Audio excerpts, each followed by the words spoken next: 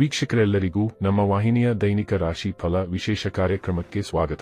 ಇವತ್ತಿನ ಈ ವಿಡಿಯೋದಲ್ಲಿ ನಾವು ವರ್ಷ 2025ರ ಮೇ ತಿಂಗಳಿನ 3 ಮತ್ತು 4ನೇ ತಾರೀಕಿನ ದಿನಗಳದನು ರಾಶಿಯ ದೈನಿಕ ಫಲಗಳನ್ನು ತಿಳಿದುಕೊಳ್ಳಲಿದ್ದು, ಇಲ್ಲಿ ಈ ದಿನಗಳು ಧನು ರಾಶಿಯ ಜಾತಕದವರ ಪಾಲಿಗೆ ಹೇಗೆ ಸಾಬೀತಾಗಲಿವೆ, ಜೊತೆಗೆ ಈ ದಿನಗಳಂದು ಗ್ರಹ ನಕ್ಷತ್ರಗಳ ಸ್ಥಿತಿಗತಿಗಳು ಹೇಗಿರಲಿವೆ ಮತ್ತು ಇವುಗಳ ಪ್ರಭಾವ ಇಲ್ಲಿ ಧನು ರಾಶಿಯ ಜಾತಕದವರ ಪಾಲಿಗೆ ಹೇಗೆ ಸಾಬೀತಾಗಲಿದೆ ಅನ್ನೋದೆಲ್ಲವನ್ನ ಇಲ್ಲಿ ವಿಸ್ತಾರ ರೂಪದಲ್ಲಿ ತಿಳಿದುಕೊಳ್ಳೋಣ. ವಿಡಿಯೋ ಪ್ರಾರಂಭಿಸುವುದಕ್ಕೂ ಮುನ್ನ ಎಂದಿನಂತೆ ನಮ್ಮ ವಿನಂತಿ ಎಂದರೆ, ನೀವಿನ್ನೂ ನಮ್ಮ ಚಾನೆಲ್ ಸಬ್ಸ್ಕ್ರೈಬ್ ಮಾಡಿಲ್ಲವೆಂದರೆ ಈ ಕೂಡಲೇ ನಮ್ಮ ಚಾನೆಲ್ ಅನ್ನು ಸಬ್ಸ್ಕ್ರೈಬ್ ಮಾಡಿ. ಜೊತೆಗೆ ನಮ್ಮೆಲ್ಲ ವಿಡಿಯೋಗಳ ನಿರಂತರ ಅಪ್ಡೇಟ್ಸ್ಗಳಿಗಾಗಿ ತಪ್ಪದೇ ಪಕ್ಕದ ಬೆಲ್ ಐಕಾನ್ ಬಟನ್ ಕೂಡ ಕ್ಲಿಕ್ ಮಾಡಿ.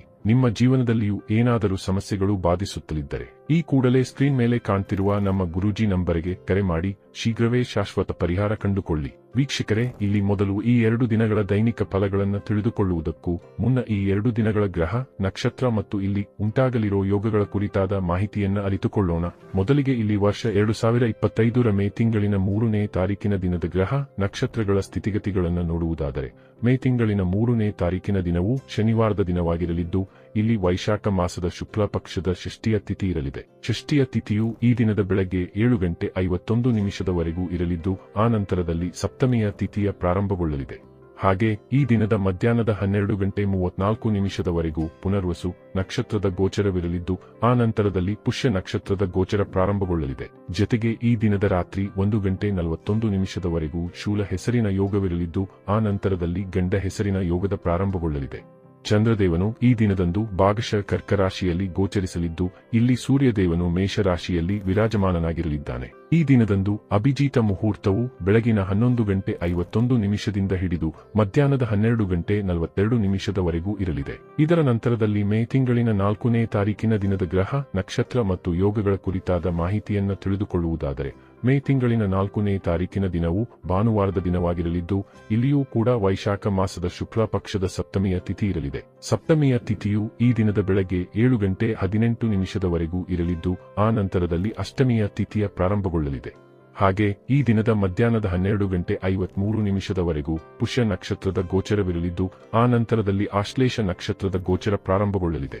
ಜೊತೆಗೆ ಈ ದಿನದ ರಾತ್ರಿ 12:42 ಗಂಡ ಹೆಸರಿನ ಯೋಗವಿರಲಿದ್ದು, ಆ ನಂತರದಲ್ಲಿ ವೃದ್ಧಿ ಹೆಸರಿನ ಯೋಗದ ಪ್ರಾರಂಭಗೊಳ್ಳಲಿದೆ. ವಿಶೇಷವೆಂದರೆ ಈ ದಿನದಂದು ರವಿಪುಷ್ಯ ಯೋಗವೂ ಇರಲಿದೆ.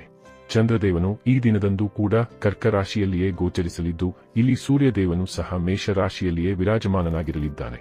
ಇನ್ನು ಈ ದಿನದಂದು ಅಭಿಜಿತ ಮುಹೂರ್ತವು ಬೆಳಗಿನ 11:51 ಹಿಡಿದು ಮಧ್ಯಾಹ್ನದ 12:42 ಇರಲಿದೆ. ವೀಕ್ಷಕರೇ, ಇದು ಈ 2 ದಿನಗಳ ಗ್ರಹ ನಕ್ಷತ್ರ ಮತ್ತು ಯೋಗಗಳ ಕುರಿತಾಗಿರುವ ಮಾಹಿತಿಯಾಗಿದ್ದು, ಈ ಮಾಹಿತಿಯನ್ನೇ ಆಧರಿಸಿ ಈಗ ಈ ದಿನಗಳ ಧನು ರಾಶಿಯ ಫಲಗಳನ್ನು ನೋಡೋಣ. ಮೊದಲಿಗೆ ಇಲ್ಲಿ ಮೇ ತಿಂಗಳಿನ 3ನೇ ತಾರೀಕಿನ ದಿನದ ಧನು ರಾಶಿಯ ದೈನಿಕ ಫಲಗಳನ್ನು ತಿಳಿದುಕೊಳ್ಳುವುದಾದರೆ, ಈ ದಿನದಂದು ಚಂದ್ರದೇವನು ಕರ್ಕ ರಾಶಿಯ ಮೂಲಕ ನಿಮ್ಮ ಅಷ್ಟಮ ಭಾವದಲ್ಲಿ ಗೋಚರಿಸಲಿದ್ದಾನೆ.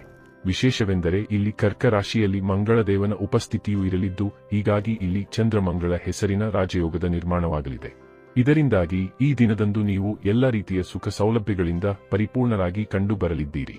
ಈ ವಿಶೇಷ ಸಮಯದಲ್ಲಿ ನಿಮಗೆ ಮಾತಾಪಿತೃವಿನ ಸುಖದ ಪ್ರಾಪ್ತಿಯೂ ಕೂಡ ಉಂಟಾಗಲಿದೆ.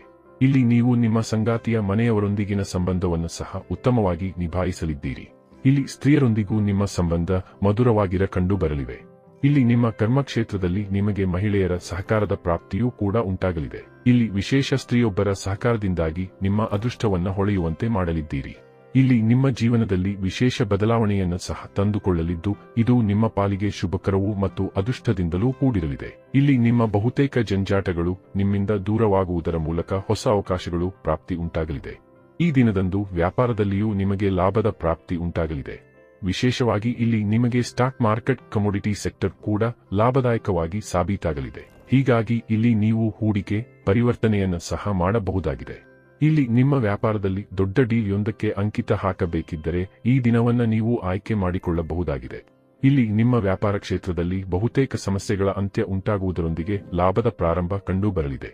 ಇಲ್ಲಿ ಹೊಸ ವ್ಯಾಪಾರದ ಪ್ರಾರಂಭ ಮತ್ತು ಪರಿವರ್ತನೆಗೂ ಸಮಯ ಸೂಕ್ತವಾಗಿ ಸಾಬೀತಾಗಲಿದೆ. ಇಲ್ಲಿ ವಿದ್ಯಾರ್ಥಿ ಜಾತಕದವರ ಪಾಲಿಗೂ ಸಮಯ ವಿಶೇಷವಾಗಿರಲಿದ್ದು, ಇಲ್ಲಿ ವಿದ್ಯಾರ್ಥಿಗಳು ಓದಲು ಕುಳಿತುಕೊಳ್ಳುತ್ತಾರಾದರೆ ಖಂಡಿತ ಏಕಾಗ್ರತೆಯನ್ನು ಹೊಂದಲಿದ್ದಾರೆ. ಇಲ್ಲಿ ಯಾತ್ರೆಗಳಿಗಾಗಿಯೂ ಪ್ರಬಲ ಯೋಗಗಳಿರಲಿದ್ದು, ಹೀಗಾಗಿ ಈ ಯಾತ್ರೆಗಳು ಖಂಡಿತ ಅಡೆತಡೆ ರಹಿತವಾಗಿರಲಿವೆ.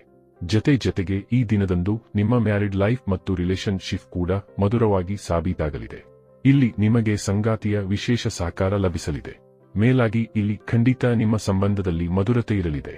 ಪರಸ್ಪರರ ಪ್ರತಿ ಪ್ರೇಮಭಾವದ ಉತ್ಪತ್ತಿಗೊಳ್ಳಲಿದೆ.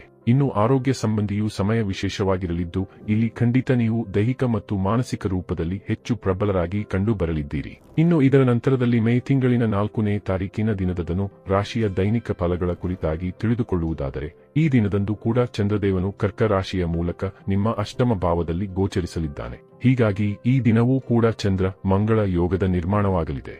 ಇದರಿಂದಾಗಿ ಇಲ್ಲಿ ನಿಮಗೆ ವಿಶೇಷ ಶುಭ ಫಲಗಳ ಪ್ರಾಪ್ತಿ ಉಂಟಾಗಲಿದೆ. ಮೇಲಾಗಿ ಇಲ್ಲಿ ರವಿಪುಷ್ಯ ಯೋಗವೂ ಕೂಡ ಇರಲಿದ್ದು, ಇದರ ಪ್ರಭಾವಗಳು ಕೂಡ ನಿಮ್ಮ ಮೇಲೆ ಖಂಡಿತ ಕಂಡು ಬರಲಿವೆ. ವಿಶೇಷವಾಗಿ ಇಲ್ಲಿ ನಿಮಗೆ ಭಾಗ್ಯದ ಭರಪೂರ ಸಹಕಾರವೂ ಕೂಡ ಲಭಿಸಲಿದೆ. ಜತೆಗೆ ಇಲ್ಲಿ ನಿಮಗೆ ಸಣ್ಣ ಸಣ್ಣ ಯಾತ್ರೆಗಳ ಯೋಗಗಳು ಕೂಡ ಲಭಿಸಲಿದ್ದು, ಈ ಯಾತ್ರೆಗಳು ನಿಮ್ಮ ವ್ಯಾಪಾರಕ್ಕೆ ಸಂಬಂಧಿಸಿದ್ದವಾಗಿದ್ದರೆ ಖಂಡಿತ ಇಲ್ಲಿ ಲಾಭದ ಪ್ರಾಪ್ತಿಯೂ ಉಂಟಾಗಲಿದೆ. ಈ ವಿಶೇಷ ಸಮಯದಲ್ಲಿ ನಿಮ್ಮ ಬಹುತೇಕ ಸರ್ಕಾರಿ ಕಾರ್ಯಗಳು ನಿರ್ವಿಘ್ನವಾಗಿ ನಡೆದುಕೊಂಡು ಹೋಗಲಿವೆ. ಜತೆಗೆ ಇಲ್ಲಿ ರಾಜಕೀಯ ಕ್ಷೇತ್ರಕ್ಕೆ ಸಂಬಂಧಿಸಿದಂತೆ ಈ ಸಮಯ ಸಾಕಷ್ಟು ವಿಶೇಷವಾಗಿರಲಿದ್ದು, ಇಲ್ಲಿ ರಾಜಕೀಯದಲ್ಲಿ ನಿಮಗೆ ಮಾನ ಸಮ್ಮಾನದ ಪ್ರಾಪ್ತಿ ಉಂಟಾಗಲಿದೆ. ಇಲ್ಲಿ ಸರ್ಕಾರಿ ಕ್ಷೇತ್ರದಲ್ಲಿರುವ ಜಾತಕದವರಿಗೆ ಉಚ್ಚ ಅಧಿಕಾರಿಗಳೊಂದಿಗೆ ಉತ್ತಮ ಬಾಂಧವ್ಯ ಹೊಂದಲು ಕೂಡ ಸಾಧ್ಯವಾಗಲಿದ್ದು, ಇಲ್ಲಿ ನಿಮಗೆ ಅವಶ್ಯಕತೆ ಇರುವ ಕಡೆಗೆ ಸಲಹೆ ನೀಡಲು ಉತ್ತಮ ಸಲಹೆಗಾರರು ಕೂಡ ಪ್ರಾಪ್ತಿಯಾಗಲಿದ್ದಾರೆ. ಈ ಎಲ್ಲದರ ಜತೆಗೆ ಇಲ್ಲಿ ನಿಮ್ಮ ಶಾರೀರಿಕ ಬಲದಲ್ಲಿಯೂ ಪ್ರಬಲತೆ ಇರಲಿದೆ. ಯಾವುದೇ ಆರೋಗ್ಯ ಸಮಸ್ಯೆ ಇಲ್ಲಿ ನಿಮ್ಮನ್ನು ಬಾಧಿಸುವುದಿಲ್ಲ. ಜತೆಗೆ ಈ ವಿಶೇಷ ಸಮಯದಲ್ಲಿ ವಿದ್ಯಾರ್ಥಿಗಳಿಗೂ ಉತ್ತಮ ಫಲಗಳು ಲಭಿಸಲಿದ್ದು, ವಿದ್ಯಾರ್ಥಿಗಳು ಓದಲು ಕುಳಿತುಕೊಳ್ಳುತ್ತಾರಾದರೆ ಖಂಡಿತ ಏಕಾಗ್ರತೆಯ ಪ್ರಾಪ್ತಿಯೂ ಕೂಡ ಇಲ್ಲಿ ಉಂಟಾಗಲಿದೆ. ಈ ಅವಧಿಯಲ್ಲಿ ನಿಮ್ಮ ಸಂಬಂಧಗಳು ಕೂಡ ಸಾಕಷ್ಟು ಸದೃಢವಾಗಿರಲಿವೆ. ಜತೆಗೆ ಇಲ್ಲಿ ನಿಮ್ಮ ಲವ್ ರಿಲೇಶನ್ಶಿಪ್ ಮತ್ತು ದಾಂಪತ್ಯ ಜೀವನದಲ್ಲಿಯೂ ಸುಖದ ರೀತಿಯ ಫಲಗಳು ಲಭಿಸಲಿದ್ದು, ಇಲ್ಲಿಯೂ ನಿಮಗೆ ಮಧುರತೆಯ ಅನುಭೂತಿ ಉಂಟಾಗಲಿದೆ. ಈ ವಿಶೇಷ ಸಮಯಾವಧಿಯಲ್ಲಿ ನಿಮಗೆ ಕ್ರೀಡಾ ಕ್ಷೇತ್ರದಲ್ಲಿಯೂ ಅಧಿಕ ಆಕರ್ಷಣೆ ಇರಲಿದೆ. ವೃತ್ತಿಪರ ಕ್ರೀಡಾಪಟುಗಳು ಇಲ್ಲಿ ಎಲ್ಲರಿಗಿಂತಲೂ ಮುಂದೆ ಇರಲಿದ್ದಾರೆ. ಡಿಫೆನ್ಸ್ನಲ್ಲಿಯೂ ಸಮಯ ಉತ್ತಮವಾಗಿರಲಿದ್ದು, ಡಿಫೆನ್ಸ್ನಲ್ಲಿ ಸೇವೆ ಸಲ್ಲಿಸುತ್ತಿರುವವರಿಗೆ ಅನೇಕ ರೀತಿಯ ಸಮಸ್ಯೆಗಳ ಅಂತ್ಯವಾಗಲಿದೆ. ಯಾರೂ ಡಿಫೆನ್ಸ್ಗೆ ಸೇರಿಕೊಳ್ಳ ಬಯಸುತ್ತಿದ್ದಾರೋ ಅವರ ಪಾಲಿಗೆ ಈ ಸಮಯವು ಸುವರ್ಣ ಸಮಯವಾಗಿರಲಿದ್ದು, ತಪ್ಪದೇ ಸಮಯದ ಸದುಪಯೋಗ ಪಡಿಸಿಕೊಳ್ಳಬಹುದಾಗಿದೆ. ಈ ಎಲ್ಲದರ ಜತೆಗೆ ಈ ದಿನಗಳಂದು ನಿಮಗೆ ಧರ್ಮ ಕರ್ಮಗಳ ಪ್ರತಿಯೂ ಆಸಕ್ತಿ ಇರಲಿದ್ದು, ದಾನ ಪುಣ್ಯದಂತಹ ಕಾರ್ಯದಲ್ಲಿ ನೀವು ಕೂಡ ಪಾಲ್ಗೊಳ್ಳುವಂತೆ ಕಂಡುಬರಲಿದ್ದೀರಿ. ಒಟ್ಟಾರೆಯಾಗಿ ಇಲ್ಲಿ ಈ 2 ದಿನಗಳು ನಿಮ್ಮ ಪಾಲಿಗೆ ಲಾಭದಾಯಕವಾಗಿ ಸಾಬೀತಾಗಲಿದ್ದು, ತಪ್ಪದೇ ಈ ಸಮಯದ ಸದುಪಯೋಗ ಪಡೆದುಕೊಂಡು ಮುನ್ನಡೆಯಬೇಕು. ಇನ್ನು ಈ 2 ದಿನಗಳಂದು ನೀವು ಕಪ್ಪು ಶ್ವಾನಕ್ಕೆ ರೊಟ್ಟಿಯನ್ನ ತಿನ್ನಿಸುವುದು, ಹಾಗೆ ಹಣೆಯ ಮೇಲೆ ಕೇಸರಿ ಚಂದನದ ತಿಲಕವಿಟ್ಟುಕೊಳ್ಳುವುದು ಮಾಡಬೇಕು. ಇದರಿಂದಾಗಿ ಈ ದಿನಗಳು ನಿಮಗೆ ಹೆಚ್ಚು ಸಮೃದ್ಧಿಯ ಫಲಗಳನ್ನು ಹೊತ್ತು ಬರಲಿವೆ. ವೀಕ್ಷಕರೇ, ಇದು ಈ 2 ದಿನಗಳದನು ರಾಶಿಯ ದೈನಿಕ ಫಲಗಳ ಸಂಪೂರ್ಣ ಮಾಹಿತಿ. ಈ ಮಾಹಿತಿ ನಿಮಗೆ ಇಷ್ಟವಾದರೆ ವಿಡಿಯೋವನ್ನು ಲೈಕ್ ಮತ್ತು ಶೇರ್ ಮಾಡಿ. ಹಾಗೆ ಚಾನೆಲ್ ಸಬ್ಸ್ಕ್ರೈಬ್ ಮಾಡುವುದರೊಂದಿಗೆ ನಿರಂತರ ವಿಡಿಯೋ ಅಪ್ಡೇಟ್ಸ್ಗಳಿಗಾಗಿ ತಪ್ಪದೇ ಪಕ್ಕದ ಬೆಲ್ ಐಕಾನ್ ಬಟನ್ ಕೂಡ ಕ್ಲಿಕ್ ಮಾಡಿ.